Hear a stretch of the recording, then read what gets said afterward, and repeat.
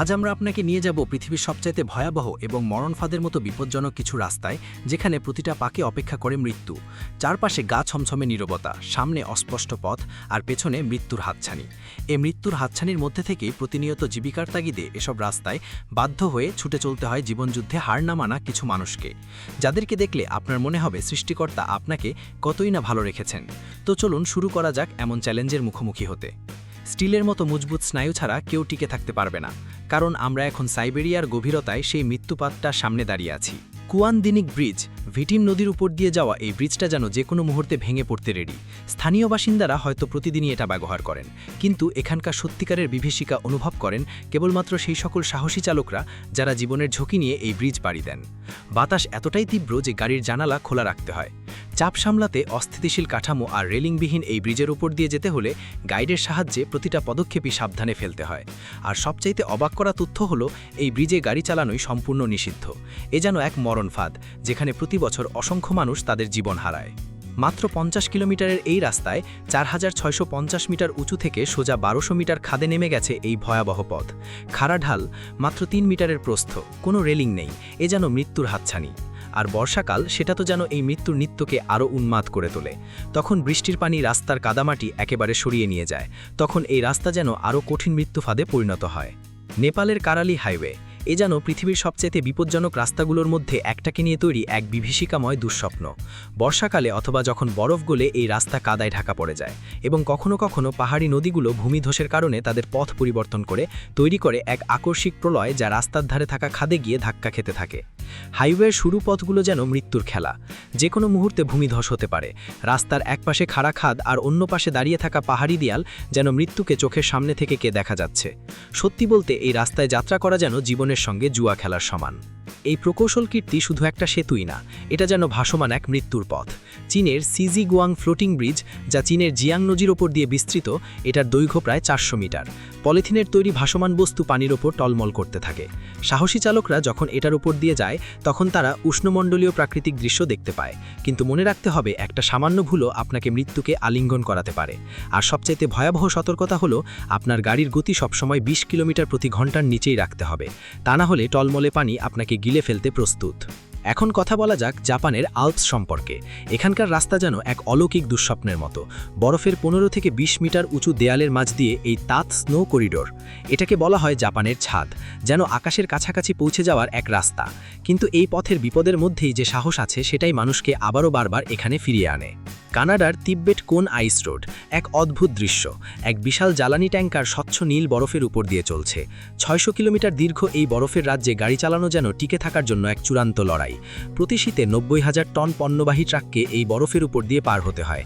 তবে শীতকালীন ঝড় আর তীব্র তুষারপাত চালকদের জীবনকে বিপদের মুখে ফেলে দেয়।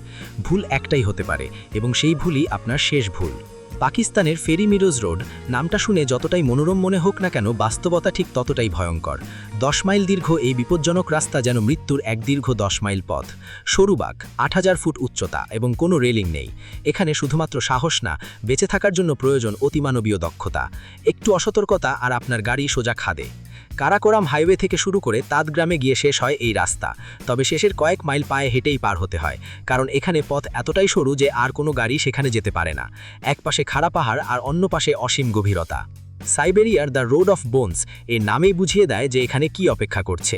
পৃথিবীর অন্যতম কঠিন স্থান, যেখানে টিকে থাকাই এক যুদ্ধ, এবং সেখানে পৌঁছানো যেন মৃত্যুর মুখোমুখি হওয়ার সমান।